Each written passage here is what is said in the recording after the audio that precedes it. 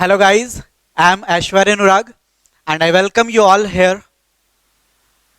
In last lecture we had discussed that how we are going to just make your online classes just like offline classes, and in this lecture we will get the introduction of physics as well as your syllabus of physics, and we will also discuss the required study for physics. So in this lecture we are going to start physics.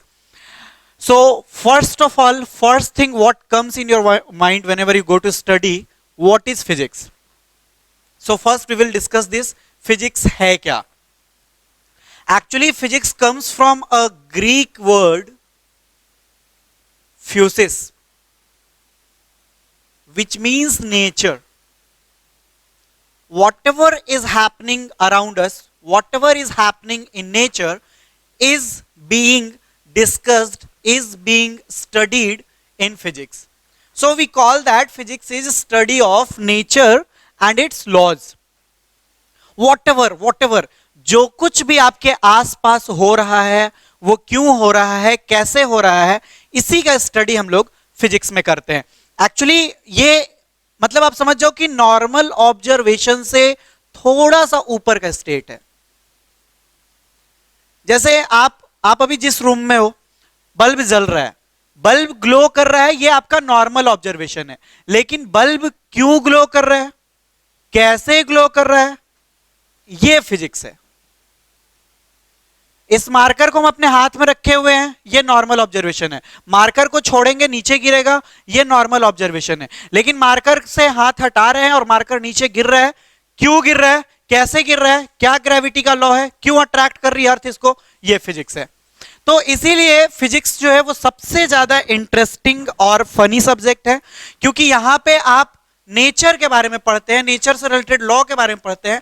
Actually हम लोग ये मानते हैं कि nature में जो भी चीजें हो रही हैं, जो कुछ भी आपके आसपास हो रहा है, वो किसी ना किसी लॉ के अकॉर्डिंग हो रहा है. तो उस लॉ को ही रिवील करते हैं हम लोग फिजिक्स में. तो this is all about physics. और वैसे तो हम लोग बात करते हैं तो सबसे ज्यादा फिजिक्स में हम लोग एनर्जी के बारे में, फोर्स के बारे में, बाकी ब्रांचेस में हम लोग डिस्कस करेंगे क्या क्या पढ़ते हैं. तो this is physics. Thereafter कौन कौन से ब्रांच है फिजिक्स में जिनके स्टडी हम लोग करते हैं? वैसे तो बहुत सारी ब्रांचेस हैं, लेकिन मेनली अगर हम लोग बात करें तो ये टोटल जो है फिजिक्स का 7 ब्रांच है. First mechanics. मैकेनिक्स में we discuss all about motion. किसी बॉडी का स्पीड, किसी बॉडी का वेलोसिटी, एक्सेलरेशन, उसका मोशन, ये सारी चीजें, फ्रिक्शन, सर्कुलर मोशन, ये सारा कुछ मैकेनिक्स में आप डिस्कस करते हैं. Laws of motion, gravitation, fluid से रिलेटेड एप्लीकेशंस, ये सारा कुछ आप मैकेनिक्स में पढ़ेंगे. सेकेंड जो आपका इंपॉर्टेंट ब्रांच है फिजिक्स का, वो है thermodynamics. Thermodynamics deals all about heat. Heat से रिलेटेड जितना कुछ भी होगा वो सारा कुछ आप थर्मोडायनेमिक्स में पढ़ेंगे. आप सबको पता भी होगा हीट और टेम्परेचर सेम चीज नहीं है फिजिक्स में. Third electromagnetism. ये पार्ट 2 पार्ट में आपका बटा हुआ है. इलेक्ट्रिसिटी तो आप पढ़ते ही पढ़ते हैं यहाँ पे, साथ ही साथ मैग्नेटिज्म भी आप यहाँ पे पढ़ते हैं.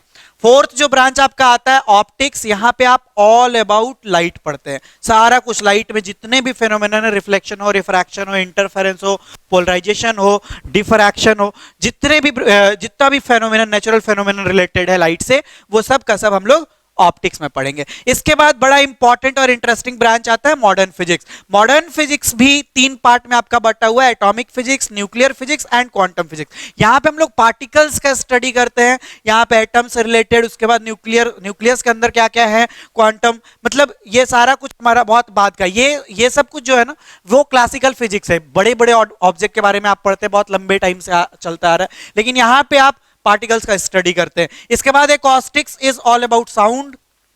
साउंड से रिलेटेड जितना कुछ भी होगा वो हम लोग एकॉस्टिक नाम के ब्रांच में पढ़ते हैं. और लास्ट जो है ये भी बहुत इंटरेस्टिंग है और बहुत कुछ यहाँ भी खोजा जाना भी बाकी है, एस्ट्रोफिजिक्स. यहाँ पे आप स्पेस के बारे में पढ़ते हैं, यूनिवर्स के बारे में पढ़ते हैं, प्लैनेट्स के बारे में, स्टार्स के बारे में, सन के बारे में, गैलेक्सीज के बारे में, और भी बहुत सारी चीजें. तो ये सारे ब्रांचेज हैं. अब इसी में से कुछ कुछ ब्रांच का आपका सिलेबस होगा जो मैं आगे आपसे डिस्कस करूंगा. किसी क्लास में मैकेनिक्स से कुछ चैप्टर दिया हुआ है, किसी क्लास में इलेक्ट्रोमैग्नेटिज्म है, किसी में ऑप्टिक्स है. मॉडर्न फिजिक्स तो अभी आप नहीं पढ़ेंगे, 12 12th में पढ़ेंगे, एकॉस्टिक्स आप क्लास 9th में पढ़ेंगे, एस्ट्रोफिजिक्स क्लास 8 में थोड़ा सा इंट्रो पार्ट आप पढ़ेंगे। तो ये अभी हम लोग जो डिस्कस कर रहे थे, फर्स्ट हम लोग ये देख रहे हैं कि फिजिक्स जो है वो नेचर और उसके लॉ का स्टडी है, और ये बहुत ही इंटरेस्टिंग है कि आपके आसपास जो चीजें हो रही हैं वो क्यों हो रही हैं, कैसे हो रही हैं, यही सवाल आप इस सब्जेक्ट में करते हैं, और आप अपने आसपास की चीजों को डिफरेंटली देखते हैं, डिफरेंट तरीके से देखते हैं और क्वेश्चन करना सीखते हैं। और टोटल 7 ब्रांचेज है फिजिक्स के, और भी बहुत इन्हीं में से कुछ कुछ और ब्रांचेस निकल के आते हैं। जैसे कुछ लोग मानते हैं कि आइंस्टीन का जो थ्योरी ऑफ रिलेटिविटी था वो अपने आप में एक ब्रांच है, तो वो सारा कुछ हम लोग आगे डिस्कस करेंगे। सो नेक्स्ट है इंपॉर्टेंस ऑफ फिजिक्स। फिजिक्स का क्या इंपॉर्टेंस है हमारे लाइफ में। देखो, अब ऐसे तो आप सोचो तो साइंस के बिना आप इमेजिन भी नहीं कर सकते हो अपना लाइफ, फिजिक्स के बिना इमेजिन भी नहीं कर सकते हो। लेकिन अगर हम लोग थोड़ा सा उसको एम्फसाइज करें कि क्या कैसे इंपॉर्टेंट है फिजिक्स, फर्स्ट थिंग तो ये है कि फिजिक्स आपके ब्रेन को ऑर्गेनाइज्ड, साइंटिफिक और इनोवेटिव बनाता है। फिजिक्स आपको यही सिखाता है, साइंस आपको यही सिखाता है कि आप चीजों को अलग तरीके से सोचें, उसमें कुछ नया खोजें, और नया खोज के मतलब वर्ल्ड को थोड़ा और बेटर बनाए, थोड़ा और मतलब कुछ नया किया जाए, कुछ अलग किया जाए। इसमें ऐसा नहीं होता कि कुछ चीजें हैं, कुछ इवेंट्स है, बस उसको आप इवेंट को पढ़ रहे हो, उस इवेंट से आप क्या सीख रहे हो, आप नए तरीके से कैसे चीजों को देख रहे हो। मतलब आपका ब्रेन ऑर्गेनाइज्ड होता है, साइंटिफिक होता है और इनोवेटिव होता है। इसके बाद ये कॉमन सेंस आपके अंदर डेवलप करता है। Common sense is not so common, ये हमेशा हम लोग बोलते हैं। तो जितना ज्यादा आप साइंस पढ़ेंगे, अब ये पढ़ाई करने की बात नहीं है, ये टू रीड बात नहीं है या फिर टू स्टडी बात, ये नहीं हो रहा है। ये हो रहा है कि आप इसको पढ़ें या इसका अध्ययन करें, ऐसा कुछ हम नहीं डिस्कस कर रहे हैं। हम ये बोल रहे हैं आप फिजिक्स के साथ टाइम बिता रहे हो, आप फिजिक्स को अपना दिल दे रहे हो, तो फिर क्या होगा। अगर फिजिक्स को आप अपना दिल दोगे तो डेफिनेटली आपका कॉमन सेंस डेवलप होगा। फिजिक्स के साथ अगर आप अपना टाइम बिताओगे तो कॉमन सेंस आपका बेहतर होगा। थर्ड, ये आपको एबल बनाता है आप चीजों को डिफरेंट तरीके से सोच सके। न्यूटन के सामने एप्पल गिरा था, पूरी दुनिया में पहली बार एप्पल नहीं गिरा था जमीन पर, न्यूटन के सामने भी पहली बार नहीं गिरा था। लेकिन जब वो एप्पल गिरा तो न्यूटन उसको अलग तरीके से सोच लिया और न्यूटन फिजिस्ट, ग्रेट फिजिस्ट बन गया, या फिर कहे कि ग्रेट साइंटिस्ट हो गया, या फिर हम न्यूटन को उसी कारण जानते हैं। तो मतलब एप्पल का गिरना बड़ी बात नहीं था, एप्पल गिरने के बाद उसको अलग तरीके से देखना और उसमें फिर अगेन वही व्हाई एंड हाउ लगाना, ये बड़ी बात थी। तो ऐसे ही अलग अलग तरीके से हमें चीजों को सोचना होता है। अलग तरीके से आप अगर सोचेंगे तो मतलब फिजिक्स आप इंजॉय कर पाएंगे, और फिजिक्स आपको एबल बनाता है आप एक हर चीज, हर ऑब्जर्वेशन को, हर इवेंट को अलग तरीके से सोचें। साथ ही साथ ये आपको अपॉर्चुनिटी देता है कि आप हर एक चीज को अलग तरीके से मतलब आप खुद को एक्सप्लोर करें।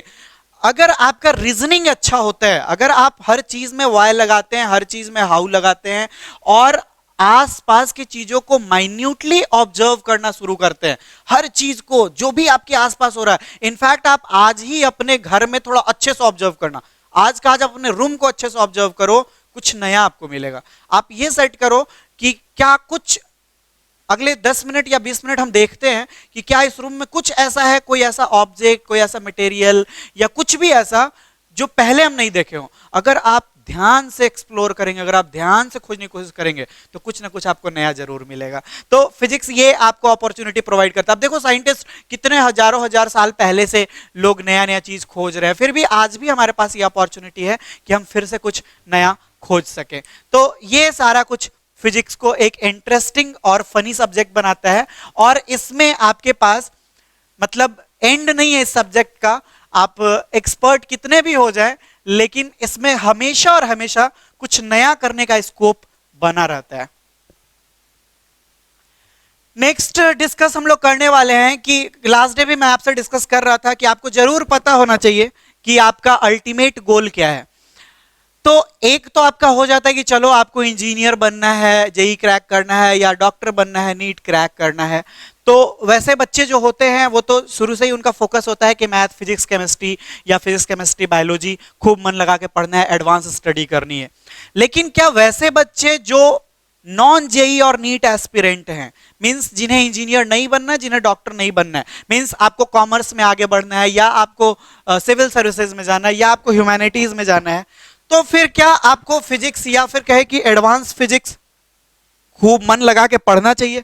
तो इसका आंसर है यस, आपको जरूर पढ़ना चाहिए, क्योंकि ये आपके पर्सनालिटी को इंप्रूव करता है, ये आपको एक बेटर पर्सन बनाता है। बेटर पर्सन कैसे बनाता है? यहां पे तो कोई ऑनेस्टी की बात सिखाई नहीं जाती, यहां पे कोई मोरल वैल्यू तो सिखाया नहीं जाता। ये बेटर पर्सन आपको इसलिए बनाता है क्योंकि आप ऑर्गेनाइज्ड बनते हैं, आपका ब्रेन साइंटिफिक बनता है और आप इनोवेटिव बनते हैं।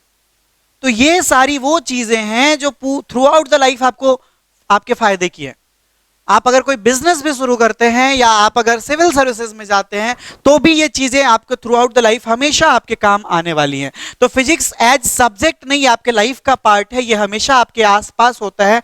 और सिर्फ आईआईटी और मेडिकल क्रैक करने के लिए नहीं, बल्कि इसको जीने के लिए भी इसको पढ़ा जाना चाहिए। तो एक तरफ अगर आपका एम जेई और नीट है, तब तो आपको खूब मन लगा के फिजिक्स पढ़ना ही पढ़ना है, खूब एडवांस स्टडी उसका करना है, या फिर अगर आपको साइंटिस्ट बनना है तो वो तो आपको करना ही करना है। लेकिन नहीं भी पढ़ना है तो भी, नहीं भी ये करना है तो भी आपको फिजिक्स मन लगा के पढ़ना चाहिए, क्योंकि ये आपको एक बेटर पर्सन बनाने में हेल्प करता है। और आप एक्चुअली आप रीजनिंग सीख जाते हैं। हर चीज में अगर आप क्वेश्चन लगाना शुरू करते हैं, हर चीज में अगर आप ये सीख जाते हैं कि क्वेश्चनिंग करना बहुत इंपॉर्टेंट है, तो फिर हर वो काम जो आप करेंगे वो आसान हो जाएगा।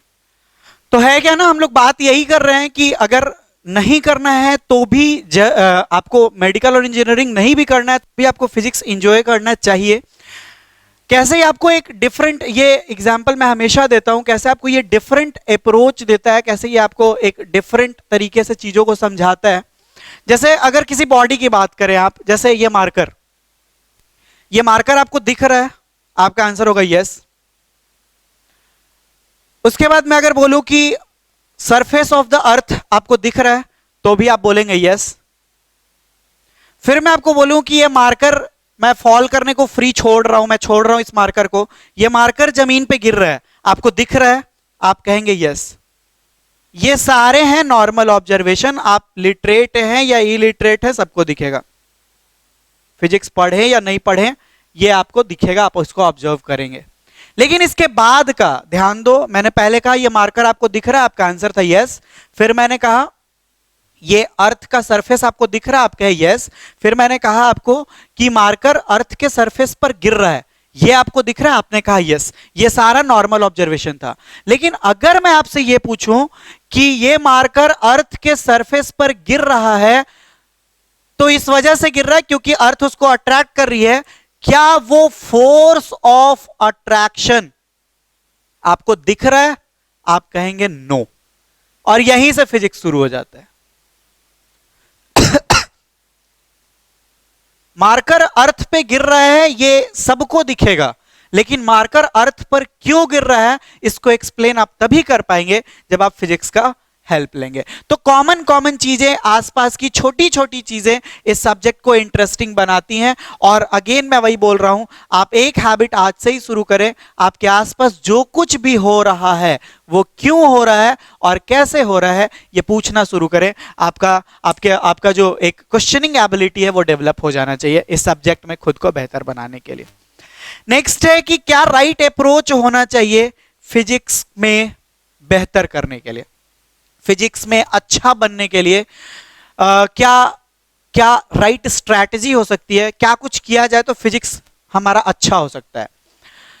मैंने यहां पे फिजिक्स केमिस्ट्री मैथ्स लिखा है, ऐसा इसलिए मैं कंपेयर नहीं करने जा रहा हूं, बल्कि मैं ये बताने जा रहा हूं, बहुत ही एक ग्रेट फिजिसिस्ट हैं और ऑथर भी हैं, आप उनका बुक भी पढ़ते हैं, एच सी वर्मा सर। ये आईआईटी कानपुर में प्रोफेसर थे और इनका नाम से सब लोग अवेयर हैं। इनका एक सिंपल सा स्टेटमेंट है, if you are good in physics you will be better in chemistry and best in mathematics. That is beauty of physics. अगर आप फिजिक्स में गुड हैं तो केमिस्ट्री आपका अपने आप बेटर हो जाएगा और मैथ्स आपका बेस्ट हो जाएगा। ऐसा इसलिए क्योंकि केमिस्ट्री आपका 3 पार्ट्स में बटा हुआ है, फिजिकल केमिस्ट्री, ऑर्गेनिक और इनऑर्गेनिक। फिजिकल केमिस्ट्री का मोस्ट ऑफ द पार्ट आप मॉडर्न फिजिक्स में कर लेते हैं और फिजिक्स अच्छा होने की वजह से केमिस्ट्री आपका बेटर हो जाता है। मैथ्स इसलिए बेस्ट क्योंकि फिजिक्स में खूब सारा आप डेरिवेशन करते हैं, खूब सारा आप न्यूमेरिकल सॉल्व करते हैं, तो मैथ्स में आप बेस्ट हो जाते हैं। तो जरूरत इस बात की है कि आप फिजिक्स में गुड हो जाएं, केमिस्ट्री में बेटर हो जाएंगे, मैथ्स में आप बेस्ट हो जाएंगे। ऐसा HC वर्मा सर का कहना है। सेकेंड, फिजिक्स में क्या कैसे किया जा सकता है, सबसे इंपॉर्टेंट तो यही है कि फिजिक्स में हम लोग कॉन्सेप्ट बिल्डिंग पर फोकस करें, ना कि मगिंग अप पर। Say no to mug up anything. यहीं पर हमारा सबसे बड़ा हमसे गलती हो जाता है। हम फिजिक्स को भी उसी तरीके से पढ़ते हैं जिस तरीके से हम बाकी के ह्यूमैनिटीज वाले सब्जेक्ट को पढ़ते हैं। ये बहुत ही गलत है, ऐसा फिजिक्स नहीं है। इनफैक्ट एक टाइम ऐसा आएगा जब आपका बेसिक्स क्लियर हो जाए तो आपको ऐसा लगने लगेगा कि इस सब्जेक्ट में बहुत ज्यादा बुक्स की तो जरूरत है ही नहीं, आपको खुद से सोचना है। आपका दिमाग उतना एबल है कि आप खुद से सोच सोच के इस सब्जेक्ट में आप आगे बढ़ सकते हैं। बेसिक प्रिंसिपल और बेसिक लॉ आपको पता होना चाहिए। तो इस सब्जेक्ट में कुछ रट्टाफिकेशन वाला चीज नहीं चलेगा। अब बेसिकली आपका क्या होता है कि आप एक ही पैटर्न में सारे सब्जेक्ट को पढ़ रहे होते हैं। जैसे हिस्ट्री को पढ़ रहे हैं, जैसे सिविक्स को पढ़ रहे हैं, वैसे ही आप फिजिक्स को पढ़ते हैं। मतलब चैप्टर पढ़ना, नोट्स बनाना, फिर एग्जाम से एक दिन पहले या एक रात पहले खूब रटना और एग्जाम में जाके लिख देना, मार्क्स ला लेना और फिर भूल जाना। देखो उससे मार्क्स आपका आ जाएगा, नो डाउट। रट रट के आप मार्क्स जरूर ला सकते हैं, लेकिन नॉलेज तो आपका नहीं होगा। नॉलेज है क्या, अचानक से आपसे कोई चीज कुछ पूछ दे और बिना बुक बिना नोट्स अगर आप बता पाते हैं तभी ये माना जाएगा कि आपके पास नॉलेज है। तो मार्क्स लाने के लिए आप रट्टाफिकेशन को सही मान सकते हैं, लेकिन फिजिक्स में बेहतर करने के लिए तो आपको कॉन्सेप्ट बिल्डिंग पर फोकस करना होगा, न कि रटने पर। इसके बाद आपका बेसिक्स क्लियर होना इस सब्जेक्ट में बहुत जरूरी है। बहुत बार ये देखा गया है कि बहुत सारे बच्चे हमारे 11th 12th में आते हैं और फिर उनका बेसिक बहुत ही वीक होता है, वो स्केलर वेक्टर तक को आइडेंटिफाई नहीं कर पाते हैं या उनको किसी फिजिकल क्वांटिटी का ऐसे यूनिट तक नहीं पता होता है। तो उनके लिए ये सब्जेक्ट बड़ा टफ हो जाता है और अल्टीमेटली उनके लिए फ्यूचर, पूरा फ्यूचर इसी चीज पर बेस्ड है।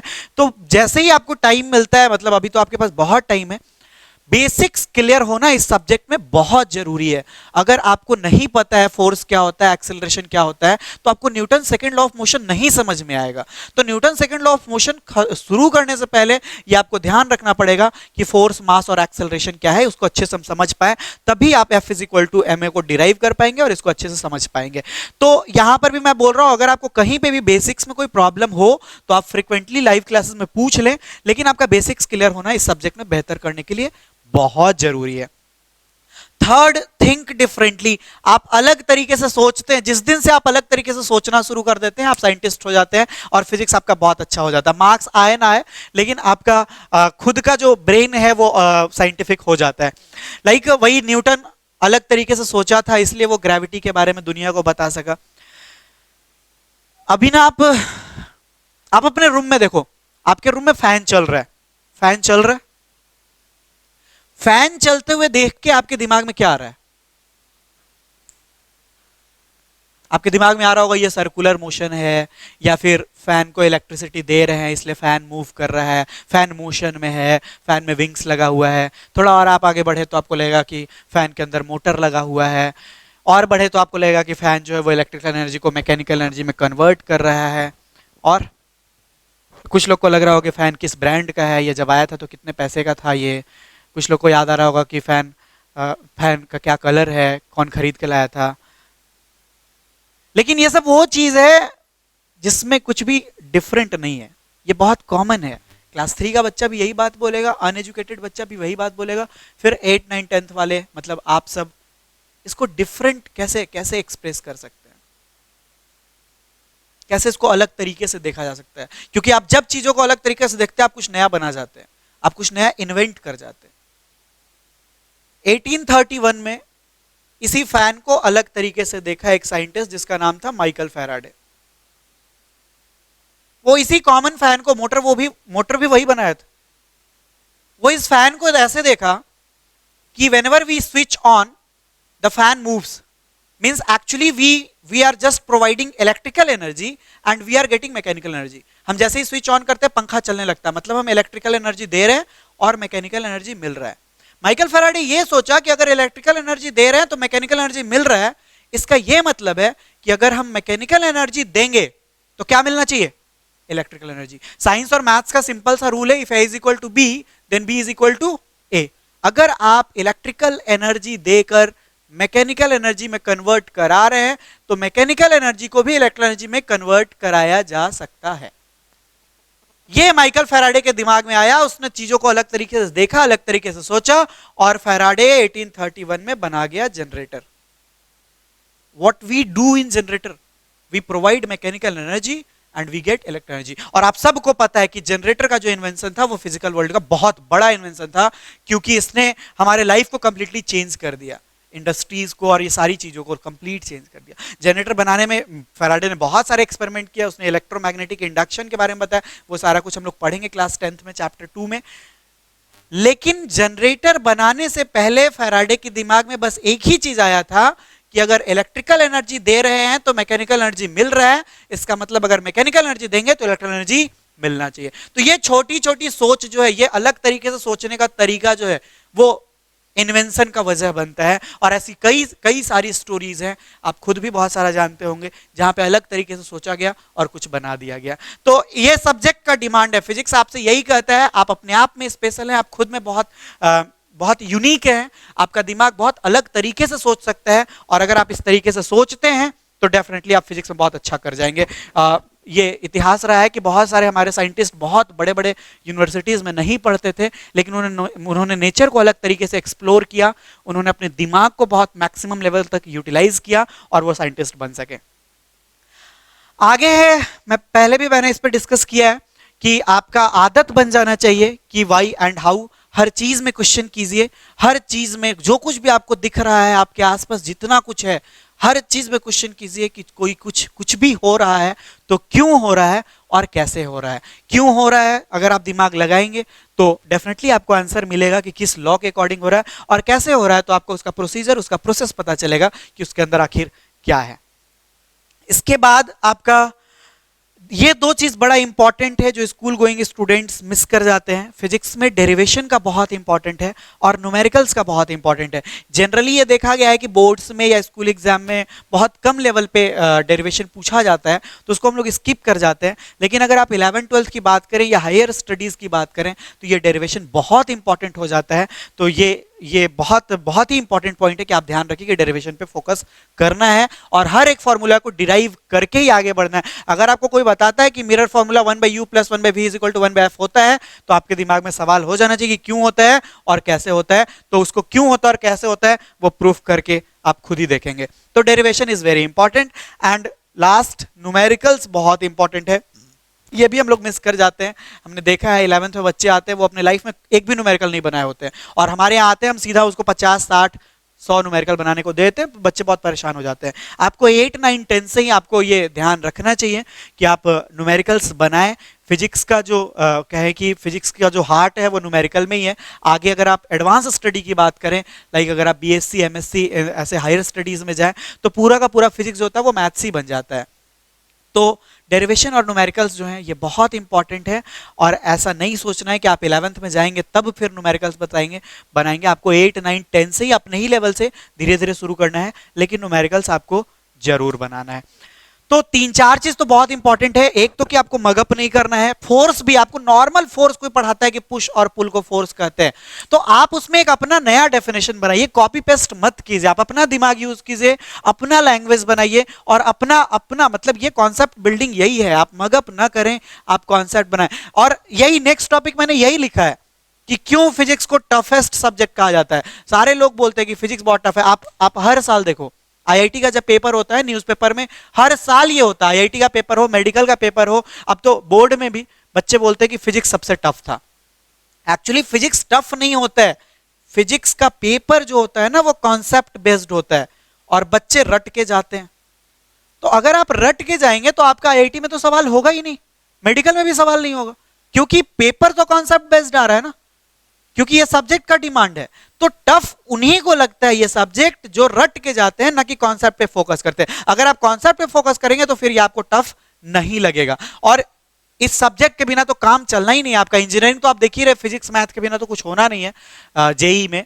मेडिकल भी उन्हीं बच्चों का होता है जिनका फिजिक्स अच्छा होता है, क्योंकि उन स्टूडेंट्स का बायोलॉजी ऑलरेडी अच्छा होता है, केमिस्ट्री थोड़ा रट वट के वो काम चला लेते हैं, फंसते वो फिजिक्स में। तो जो भी लोग नीट निकाल रहे हैं वो फिजिक्स की वजह से निकाल रहे हैं, और नहीं निकाल रहे हैं तो भी फिजिक्स की वजह से। बायोलॉजी उनका ऑलरेडी अच्छा होता है, बायो वो पढ़ते ही, इसीलिए तो वो मेडिकल की तरफ जाते हैं। तो फिजिक्स का रोल बहुत इंपॉर्टेंट है जेई के सिलेबस में और नीट के सिलेबस में, और साथ ही साथ आगे आपके लाइफ में कैसे इंपॉर्टेंट है वो हम लोग तो डिस्कस कर ही रहे हैं। तो फिजिक्स इसीलिए टफ हो जाता है कि आप इसमें कॉन्सेप्ट की बात नहीं करते। जैसे मतलब नॉर्मल सा चीज, आप क्लास 6 से क्लास 7 से जान रहे हैं कि माइक्रोस्कोप क्या होता है और टेलीस्कोप क्या होता है, सबको पता है। 2016 जेई मेन में यह सवाल पूछा गया। आप सोचो 6 7 से आप 8 से जान रहे हो माइक्रोस्कोप और टेलीस्कोप क्या होता है, लेकिन पेपर कैसे पूछा गया और कैसे बच्चे गलत करके आए वो मैं आपको एग्जांपल दे रहा हूं। कैसे कॉन्सेप्ट इंपॉर्टेंट बहुत जरूरी है, सॉरी कॉन्सेप्ट बिल्डिंग कैसे बहुत जरूरी है। क्वेश्चन ये दिया गया आईआईटी जेई मेन 2016 में कि अगर किसी डिवाइस का, सॉरी अगर टेलीस्कोप का मैग्नीफाइंग पावर 100 है, व्हाट डज इट मीन। और ऑप्शन ये था कि वो 100 टाइम्स बड़ा करके दिखाएगा या 100 टाइम्स नजदीक दिखाएगा। अब बहुत सारे बच्चे ये समझ गए कि टेलीस्कोप है, 100 मैग्नीफाइंग पावर है, मींस कि 100 टाइम्स बिगर दिखेगा, और यही ऑप्शन वो टिक करके आए थे और उन्हें लग रहा था कि वो सही करके आए। जबकि रियलिटी ये है कि अगर आप माइक्रोस्कोप की बात करेंगे तो माइक्रोस्कोप चीजों को 100 टाइम्स बिगर करता है, टेलीस्कोप जो होता है वो चीजों को नियरर लाता है। जैसे आप सिंपल समझो कि अगर आप माइक्रोस्कोप से इस मार्कर को देखोगे आप, तो ये मार्कर को बड़ा करके आपको दिखाएगा, लेकिन टेलीस्कोप बड़ा करके नहीं दिखाता है। टेलीस्कोप से अगर आप स्टार को देख रहे होते हैं तो टेलीस्कोप स्टार को नजदीक लाता है, और डेफिनेटली नजदीक लाएगा तो वो बड़ा दिखेगा। तो ये नॉर्मल सा चीज था, छोटे बच्चे जानते हैं इस चीज को, लेकिन आप गलत कर गए क्योंकि आप ध्यान नहीं रख सके। तो मतलब ऐसे वैसे ये तो बहुत सिंपल क्वेश्चन है, इतना इजी नहीं होता आईआईटी का सारा सवाल, लेकिन माइक्रोस्कोप और टेलीस्कोप का डिफरेंस अगर कॉन्सेप्ट आपका क्लियर नहीं है, आपको लगता है, अगर ऐसा लगता है कि दोनों ही सेम है, दोनों ही बड़ा करके देखते हैं, हम दोनों ही से हम छोटी चीजों को बड़ा करके देखते हैं, डेफिनेटली आप दोनों ही से छोटी चीज को बड़ा करके देखते हैं, लेकिन दोनों के मैग्नीफाइंग पावर में डिफरेंस है।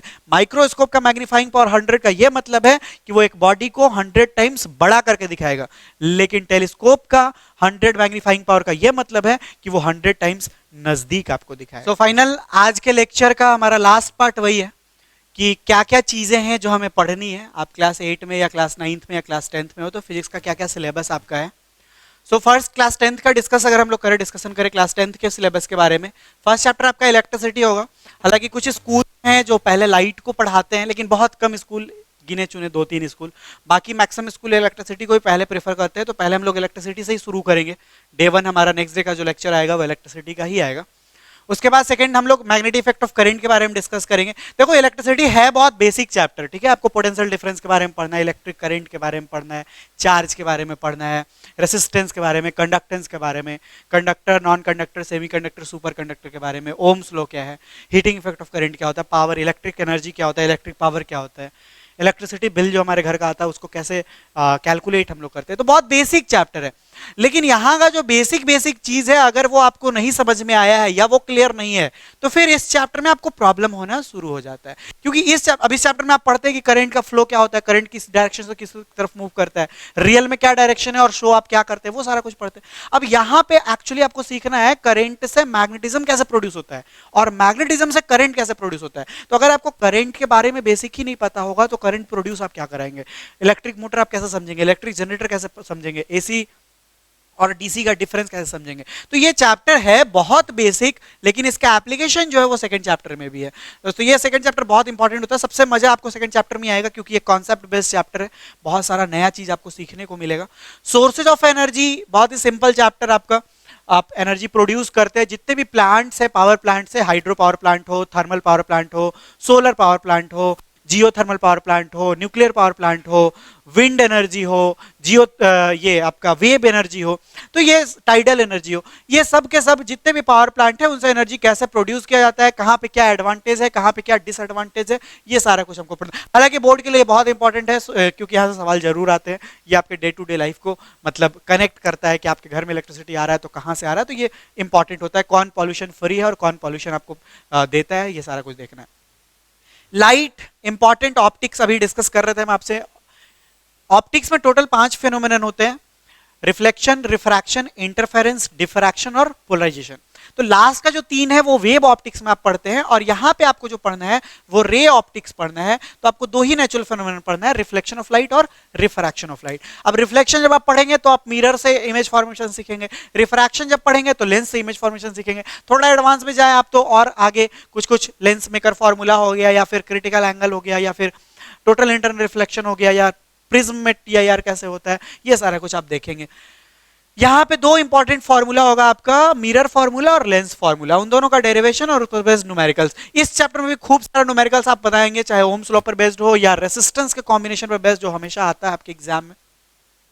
और यहाँ पे थोड़ा कम न्यूमेरिकल होगा, यहाँ पे तो कोई न्यूमेरिकल होगा ही नहीं, यहाँ पे बहुत सारा न्यूमेरिकल आप बनाएंगे। और लास्ट चैप्टर आपका होगा ह्यूमन आई एंड कलरफुल। देखो human I refraction of light पे वर्क करता है, बहुत सारे लोग बोलते हैं ये बायो का पार्ट होना चाहिए, लेकिन हो भी सकता है, बायो में भी पढ़ाया जा सकता है, लेकिन है क्या ना कि ये इसके अंदर होता है लेंस, और उस लेंस से रिफ्रैक्शन ऑफ लाइट से इमेज का फॉर्मेशन होता है, तो इस वजह से इसको यहाँ पे डाल रखा गया है। और साथ ही साथ यहाँ पे हम लोग ये भी देखेंगे कि आई से इमेज बनता कैसे है, आप उसको कैसे देख पाते हैं, साइज कैसे सेम हो पाता है, विजुअल एंगल क्या होता है, नियर पॉइंट फार पॉइंट क्या है, आई में डिफेक्ट कैसे आता है, उसको क्योर कैसे करते हैं, कौन सा लेंस लगाते हैं, चश्मा में कैसे पावर सेट होता है, पावर ऑफ लेंस क्या होता है, और साथ ही साथ कलरफुल वर्ल्ड आपको देखना है, dispersion of light, total internal reflection, sorry TIR तो आप ऊपर ही पढ़ चुके हैं, डिस्पर्सन ऑफ लाइट आप पढ़ेंगे, स्कैटरिंग ऑफ लाइट आप पढ़ेंगे, और एटमॉस्फेरिक रिफ्रैक्शन यहाँ पे पढ़ेंगे। ग्रीन लीफ ग्रीन दिख रहा है तो क्यों दिख रहा है, या रेड रोज रेड दिख रहा है तो क्यों दिख रहा है, ये सारा कुछ आप यहाँ पे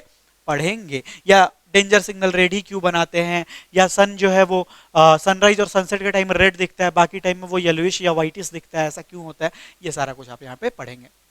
सिलेबस आपका फिनिश हो जाएगा जनवरी 30 तक, उसके बाद फिर से हम लोग इलेक्ट्रिसिटी शुरू करेंगे और एक बार और सिलेबस को रिवाइज करेंगे। क्लास 10th का ये चारों चैप्टर शुरू का 5 चैप्टर टोटल है, 4 चैप्टर आपका मैकेनिक्स से लिया गया है, और मैकेनिक्स में वही ये सारा कुछ आप देखेंगे। चैप्टर 1 आपका बहुत ही बेसिक चैप्टर है, जस्ट रेस्ट में कब बॉडी को कहा जाएगा, मोशन में कब कहा जाएगा, स्पीड क्या होता है, डिस्टेंस क्या होता है, डिस्प्लेसमेंट क्या होता है, वेलोसिटी क्या होता है, एक्सेलरेशन क्या होता है।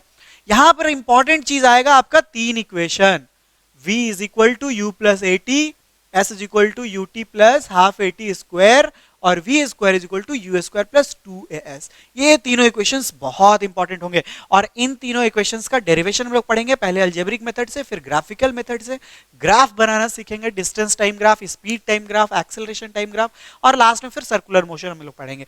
लेकिन ये तीनों इक्वेशन का डेरिवेशन बहुत इंपॉर्टेंट है, और इन तीनों इक्वेशंस पर बेस्ड बहुत सारा न्यूमेरिकल्स हम लोग बनाएंगे।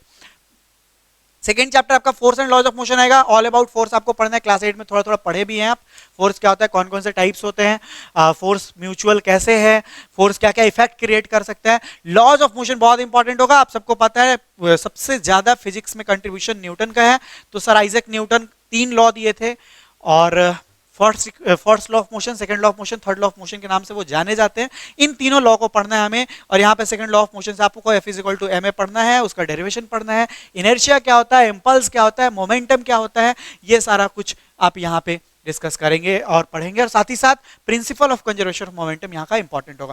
लॉज ऑफ मोशन है क्या, इससे ज्यादा इंपॉर्टेंट ये हो जाता है कि लॉज ऑफ मोशन का एप्लीकेशन कहाँ है।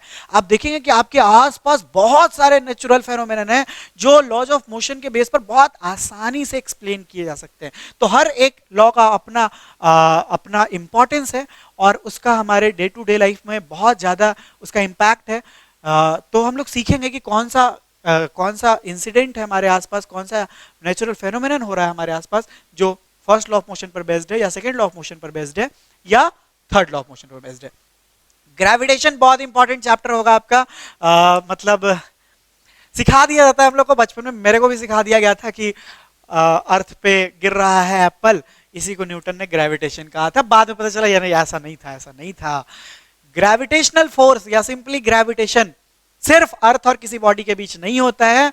ग्रेविटेशनल फोर्स जो है वो हर दो बॉडी के बीच होता है जिनके पास मास हो। अगर ये मार्कर है और ये मार्कर का कैप है, और अगर इन दोनों के पास मास है, डेफिनेटली है, मासलेस कुछ हो ही नहीं सकता, तो इनके पास भी, इसके पास भी मास है, इसके पास भी मास है, इन दोनों एक डिस्टेंस पर है, ये इसको अट्रैक्ट कर रहा है, ये इसको अट्रैक्ट कर रहा है, ये है ग्रेविटेशनल फोर्स।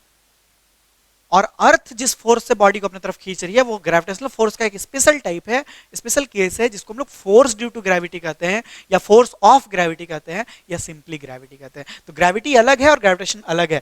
ये गलत है कि न्यूटन ने एप्पल जो गिरते देखा था और उसको उसने ग्रेविटेशन कहा था, उसने उसको ग्रेविटी कहा था।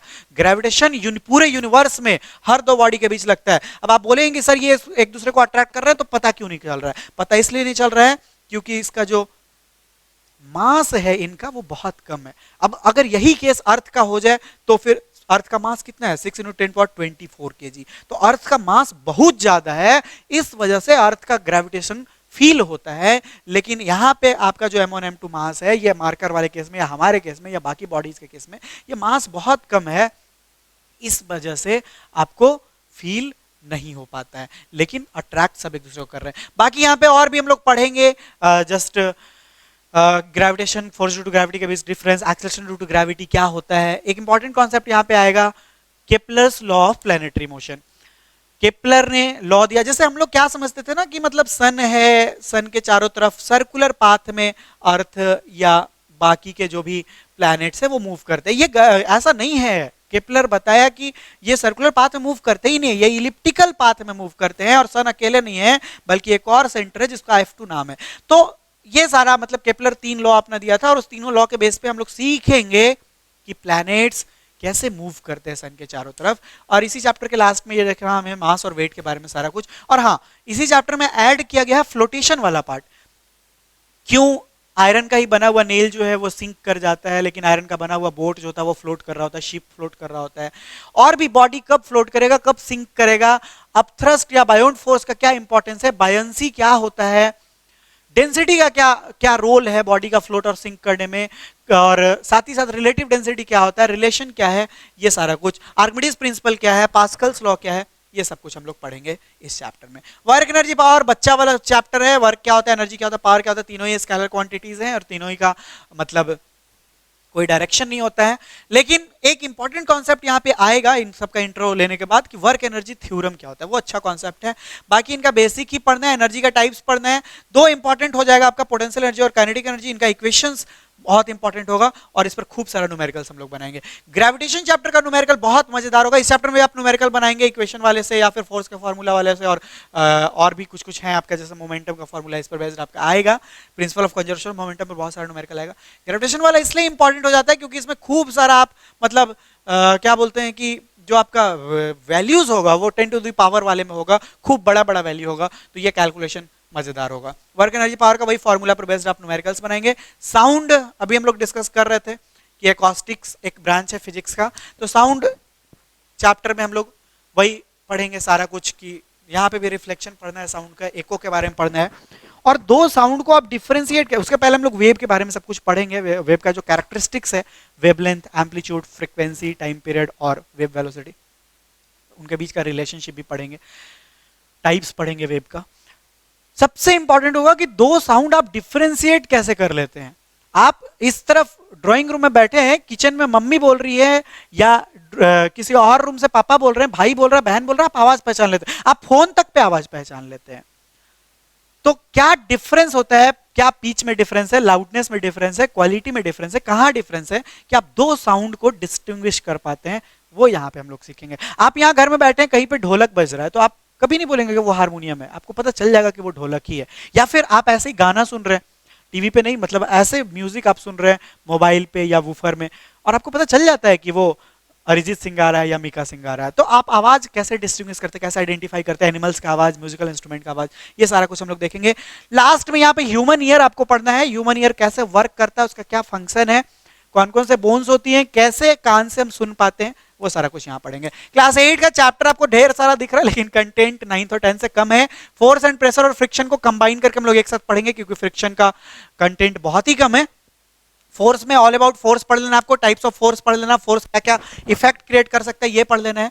प्रेशर के बारे में सारा कुछ पढ़ना है, प्रेशर और थ्रस्ट में क्या डिफरेंस है, उनके बीच क्या रिलेशनशिप है, प्रेशर का एप्लीकेशन कहाँ कहाँ पे, क्यों आपका स्कूल बैग का स्ट्रैप जो होता है वो चौड़ा बनाया जाता है, कैमल कैसे डिजर्ट में आसानी से मूव कर पाता है, नेल को फ्रंट पार्ट से इंसर्ट करना क्यों आसान होता है, मतलब और भी बहुत सारा चीज। कपड़ा आपकी आजकल तो खूब मम्मा लोग काम करा रही आपकी मम्मा वॉशिंग मशीन से कपड़ा निकाल के दे दी, जाके पसार दो, मतलब स्प्रेड ओवर कर जाओ रस्सी के ऊपर, और आप गए सारा कपड़ा एक ही जगह पे रख दे तो रस्सी हो सकता है टूट जाए, लेकिन उसी कपड़े को आप अलग अलग रखेंगे तो रस्सी आपकी नहीं टूटेगी, जबकि मास वही है, सब कुछ वही है, बस आपका एरिया चेंज हो गया। तो प्रेशर का हम लोग देखेंगे कि प्रेशर एरिया का इन्वर्सली प्रोपोर्शनल होता है, एरिया घटेगा प्रेशर बढ़ेगा, एरिया बढ़ेगा प्रेशर घटेगा, तो ये सारा कुछ देखेंगे। फ्रिक्शन क्या होता है, फ्रिक्शन कैसे इंक्रीज कर सकते हैं, कैसे रिड्यूस कर सकते हैं, फ्रिक्शन कब इंक्रीज किया जाना चाहिए, कब रिड्यूस किया जाना चाहिए, और एक इंपॉर्टेंट चीज, why is friction called necessary evil.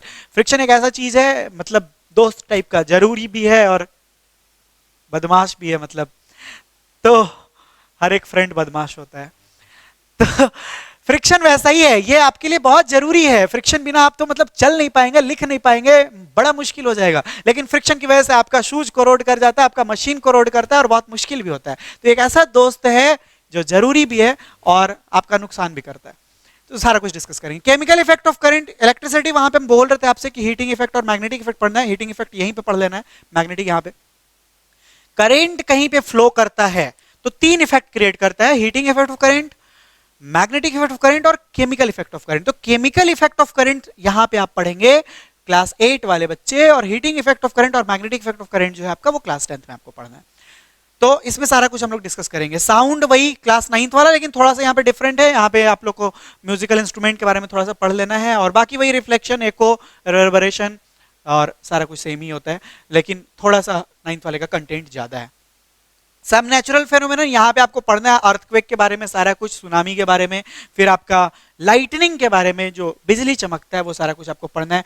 Dos and don'ts यहाँ पे पढ़ेंगे, अर्थक्वेक आया तो आपको क्या करना चाहिए, अर्थक्वेक आने के पहले पहले तो बहुत जल्दी पता नहीं चलता है, लेकिन इमीडिएट अगर आपको कुछ वैसा लगा कि आने वाला या आ चुका है तो आपको क्या करना चाहिए, कैसे प्लेस पे रहना चाहिए, क्या करना चाहिए, और वैसे ही लाइटनिंग में के टाइम में आपको क्या करना चाहिए, अगर आप लाइटनिंग हो रहा है, बारिश हो रही है, आप घर के बाहर है तो आपको क्या स्टेप आपको लेना चाहिए, डूज एंड डोंट्स वहां पे हम लोग पढ़ेंगे। लाइटनिंग कंडक्टर के बारे में पढ़ेंगे। आवर यूनिवर्स जो है हमारा सबसे मजेदार चैप्टर होगा, क्योंकि यहाँ पे तो जो बुक में दिया हुआ है, आपका जो भी बुक आप फॉलो कर रहे हैं वो तो पढ़ेंगे ही पढ़ेंगे, सन क्या है, क्यों सोलर सिस्टम क्या है, मार्स और ये वेनस, अर्थ, सैटर्न, ये सब कुछ तो पढ़ेंगे, गैलेक्सी के बारे में पढ़ेंगे, सारे प्लैनेट्स के बारे में पढ़ेंगे, साथ ही साथ स्टार्स क्या होते हैं, मून क्या होता है, वो सब कुछ तो पढ़ेंगे, बेसिक चीज। लेकिन ये एक ऐसा चैप्टर है जिसमें डेवलपमेंट्स बहुत होते हैं, तो इसमें जो रिसेंट डेवलपमेंट्स है हमारा वो हम लोग इंक्लूड करेंगे, वो बस इंटरेस्ट के लिए, वो आपसे स्कूल एग्जाम में या किसी एग्जाम में नहीं पूछा जाएगा, लेकिन ऐसे ही हम लोग देखेंगे कि रिसेंट हम लोग ने क्या क्या किया है, सन पर जाने के लिए नासा कहां तक कोशिश कर पाया है, कौन सा उसका मिशन है। हम लोग 2014 में गए थे मार्स पे, मार्स ऑर्बिटर मिशन, ठीक है, तो वहां वो हम लोग को वो क्यों भेजा गया उससे तो देखेंगे हम लोग। 2014 में मॉम जो था मार्स ऑर्बिटर मिशन, वो इंडिया लॉन्च किया था अपना, मार्स पे हम लोग भेजे, वो बहुत सारा पिक्चर लेके हमें भेज रहा है, इसरो ने ऐसा क्यों किया, उससे क्या एडवांटेज मिल रहा है, और भी चंद्रयान 2 क्या है, और इसरो और क्या क्या डेवलपमेंट कर रहा है, नासा का कौन कौन सा और सा डेवलपमेंट है यूनिवर्स में। जैसे बहुत बार आप देखते हैं न्यूज़पेपर में आ जाता है आपका कोई नया प्लैनेट के बारे में हमें पता चला, तो क्या सच में ऐसा नया प्लैनेट खोज लेते हैं हम लोग, रियल में 9 प्लैनेट है या 8 प्लैनेट है, मतलब नए नए जो भी रिसेंट डेवलपमेंट्स है और नई नई जो चीजें खोजी जा रही हैं वो सब कुछ यहाँ पे हम लोग पढ़ेंगे इंटरेस्ट के लिए, और बस मतलब वो एग्जाम के लिए नहीं है, लेकिन मजा आएगा आपको। तो चलिए इस लेक्चर को यहीं पे वाइंड अप कर रहे हैं हम लोग। और आपको क्या ध्यान रखना है, बुक जो आपके पास है वो आप बुक तो पढ़ रहे पढ़िए, मटेरियल जो आपके पास है वो पढ़िए, यहाँ पे हम लोग किसी बुक और मटेरियल का हेल्प नहीं लेंगे। चैप्टर आपका शुरू किया जाएगा क्लास 10th का, नेक्स्ट डे हम लोग इलेक्ट्रिसिटी शुरू करेंगे, और पैरेलल एक लेक्चर इनका आ रहा है, फिर एक लेक्चर इनका भी आ रहा है, एक लेक्चर, ऐसा नहीं है कि सब पूरा इलेक्ट्रिसिटी फिनिश कर लिए फिर इनका आएगा। मैंने आपको बताया था कि सेपरेट बैच हम लोग बनाने वाले हैं, तो बैच आपका बन जाएगा नेक्स्ट लेक्चर से, और ये इलेक्ट्रिसिटी अलग चलता रहेगा, ये चलेगा इनका, और 8 वाले का फोर्स, प्रेशर एंड फ्रिक्शन। तो इस तरीके से अलग अलग चैप्टर हम लोग शुरू करेंगे, अलग अलग चैप्टर को फिनिश करेंगे। लेक्चर का जो पैटर्न होगा वो वही होगा, आपका 50 मिनट्स का या ऐसा 60 मिनट्स का आपका लेक्चर होगा। शुरुआत में आपको कुछ 8-10 टॉपिक्स पढ़ाए जाएंगे, उसके बाद आपको असाइनमेंट्स दिया जाएगा, और वो आपको बना के इमीडिएट भेजना होगा। जैसे मैंने लास्ट लेक्चर में आपको बताया था ना कि लेक्चर अपलोड होने के 24 आवर्स के अंदर आपको जस्ट असाइनमेंट्स बना के भेजना है, वैसे ही आप हमें, मैं बताऊंगा कैसे भेजना है आपको। आप हमें असाइनमेंट्स जैसे ही भेजेंगे उसके 24 आवर्स के विद इन हम भी आपको कॉपी चेक करके आपको वापस भेज देंगे, और क्या क्या जो भी आपका पर्सनल फीडबैक होगा, कहाँ पे कौन सी गलतियां की हैं आप, क्या चीजें हैं, वो सब कुछ आप अच्छे से देखेंगे। कंप्लीट पैकेज आपका होगा और बाकी सब्जेक्ट्स भी होगा। तो इसी तरीके से इसको अभी वाइंड अप कर रहे हैं। नेक्स्ट लेक्चर में हम आपसे मिलेंगे 10th वालों से इलेक्ट्रिसिटी में, 9th वालों से मोशन में, और 8 वालों से फोर्स, प्रेशर एंड फ्रिक्शन में। घर पे रहिए, सेफ रहिए, खुद का ख्याल रखिए, और बाकी आपके साथ जो लोग हैं उनका ख्याल रखिए, और खूब मन लगा के पढ़ते रहिए। Thank you so much.